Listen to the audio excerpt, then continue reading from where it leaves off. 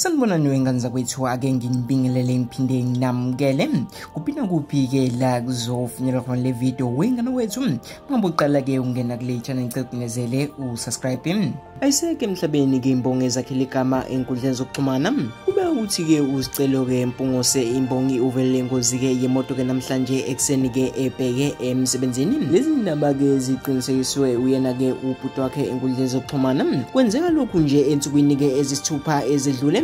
uScelo-ke imbongi laphana upostile-ke kwikhasi lakhe la ku-Facebook eveza-ke ukuthi-ke isonto eliphelile-ke laphana limvimvinye kakhulu.